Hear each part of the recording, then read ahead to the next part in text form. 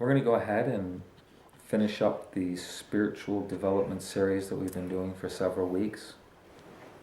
This is actually the 8th one, and it dovetails into the 7th one in a certain kind of way that you'll see in a minute.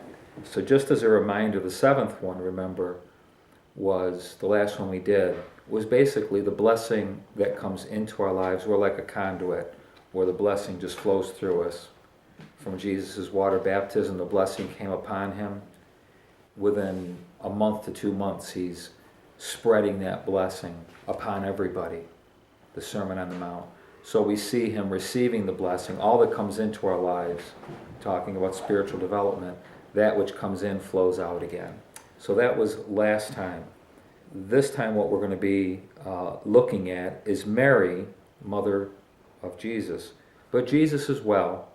The whole thing we've been really looking at Jesus and stuff, but looking at Mary. Luke, the 1st chapter, verses 41 and 42, and then read verse 45.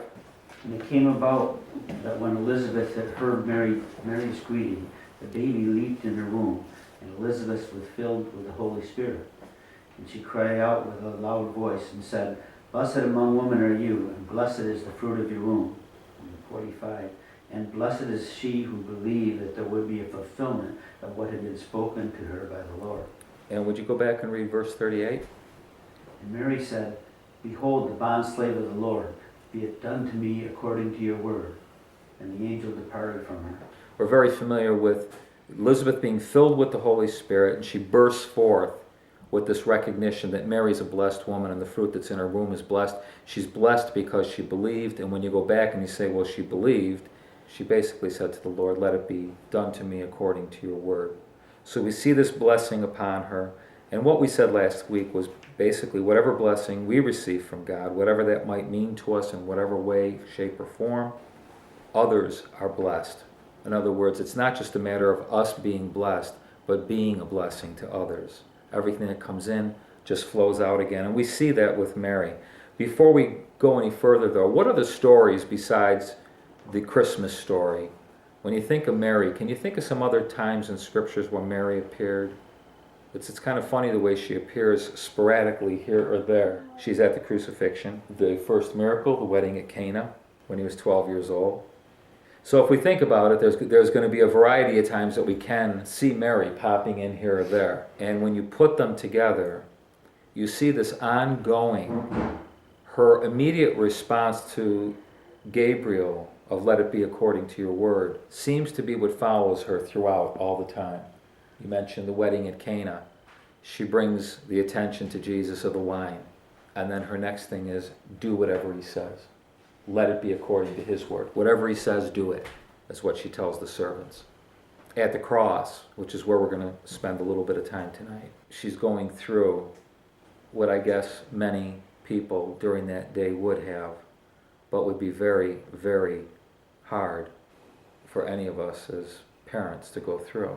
Somehow, Mary's got something happening, and this is not, don't misunderstand, but something has happened in Mary, and she shows us something of a spiritual maturity that I think all of us here strive for, every one of us, which is what we're going to be talking about tonight. You see, in other words, it's one thing for me to say, or for Jesus to demonstrate, the blessing of God comes upon me and I let it flow.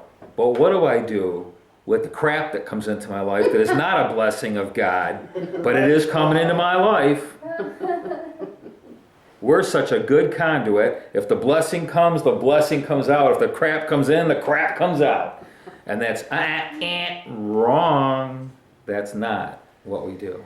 And this is what Jesus demonstrated to us, is that the blessing comes in, the blessing goes out. The crap comes in and comes out as a blessing? How does that happen? Because what we do, what Jesus did, what Mary did, was took it in, transformed it, and sent out, what would be part of the solution, not the ongoing problem. Because I can't change what has happened, and I can't stop it from ever happening again. But I can stop it from going any further through me. So if it comes in here, it comes out a different way. It comes out transformed. If we all went home tonight, that's the bottom line. That's what we're talking about tonight. It's going beyond being a blessing because we've been blessed. It's being a blessing when we're not blessed, when we're attacked, when we're humiliated, when we're whatever. It's taking all of that and doing what Mary did. And that's what we're going to talk about. In chapter 2, verses 18 and 19. And all who heard it wondered at the things which were told them by the shepherds. But Mary treasured all these things, pondering them in her heart. Now, two things were just said. There was a group of people that wondered. Whoa! Mary went beyond wondering. It was amazing. There was no question about it. What happened was amazing. And it knocked people off their socks. And then they all went back to work. And Mary was like, now wait a minute. I think something is happening here. And I am not just going to be amazed and go home with stars in my... She takes it in. She kept these things in her heart. She pondered them. We're going to talk about that in a minute. Would you read verses 50 and 51?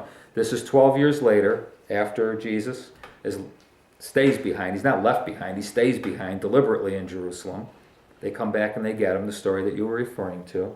But they did not understand the statement which he had made to them. And he went down with them and came to Nazareth. And he continued in subjection to them. And his mother treasured all these things in her heart. And that times it says, it's the same words, but it says she treasured them. So in other words, things are happening with Mary. But she's not blowing them off. She's taking them in. And the word pondered is used. Now, we think of pondering, and we might think of Rodin's, the thinker stance, That is a Greek concept of pondering. You think about it with the idea that you're coming to a conclusion. I'm going to think about these things, and therefore, and I have a conclusion. That's not the Hebrew's idea of pondering. The Hebrew idea of pondering is to take things in with a recognition, I don't get this. This is kind of, whatever it is, it is. You take it in, you hold it, you carry it, and you transform it. You bring something out of it that is God's conclusion, not mine. And there's a big difference between me looking at all the facts and therefore coming to a conclusion. There's another thing between, hold on, time out, everything that's happened, there's not a thing that can come into my life unless God allows it. Not a thing. Nada. Everything that comes, whether it's school, whatever it is, God's in it. Someplace, somehow, God's in it. Now, what I want to know, I don't want to come to a logical conclusion. I want to come to the reason why this is happening and what is supposed to come out of my life as a result. Mary was taking things in and pondering them. She was sorting them out, not so she could write a book at the end of it, but so she could know how to see them transformed in her life and come out in a way that would be meaningful.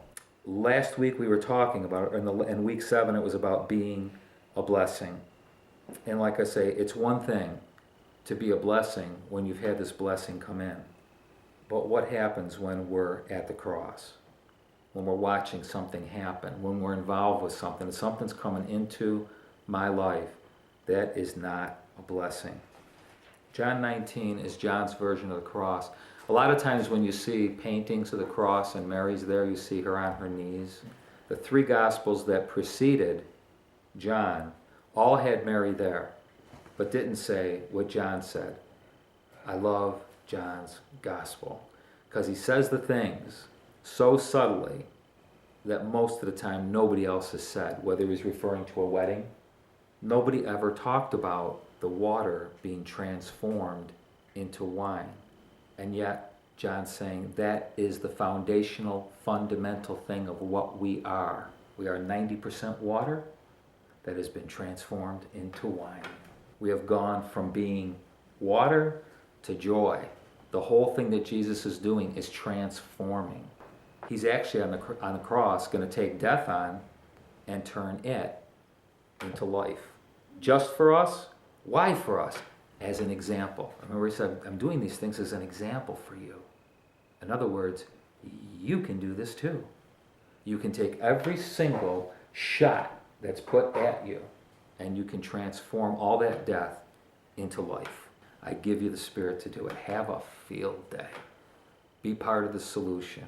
When you pray thy kingdom come, be prepared, because it's going to come through you. You're the one that's going to be advancing the kingdom. You are my children. You will make the difference. In John 19, listen to what John writes about Mary at the cross, verses 25, 26, and 27. Therefore the soldiers did these things, but there were standing by the cross of Jesus his mother and his mother's sister, Mary the wife of Clopas, and Mary Magdalene. When Jesus therefore saw his mother and the disciple whom he loved standing nearby, he said to his mother, Woman, behold your son. And he said to the disciple, Behold your mother. And from that hour the disciple took her into his own household. Now there's nothing wrong with kneeling. There would be nothing wrong in that situation with Mary being in a hump on the ground, just a pile of body, absolutely destroyed under those conditions. But twice, John says what she was doing. She was standing, and standing is always a sign of strength. But she's not saying a word. She's standing in silence, looking up at her son, and Jesus is the one who sees her standing. And I'll say it for all of us in here, because we are talking about transforming these things that come into our lives. We hold them, we carry them, we transform them. It's what this pondering is all about. But when he says to her, Behold your son, and he says to John, Behold your mother, he's saying something very profound. He puts them together because what they're going to go through in order to walk through this and transform, it's going to take both of them. What did you read? It says he took her home or something? And from that hour the disciple took her into his own household. And that's the best that we can kind of do with Western thinking kind of thing. In other words, the Greek does not say that at all. The Greek says he took her unto himself. But that makes no sense to us in the physical and natural. What do you mean he took her unto himself? And John's saying, well, that's what I did. I took her into myself. We became one. He took her into his own. And you're left with his own what? Oh, he took her home. That's what he must have meant. John wrote exactly what he meant. I took her into my own.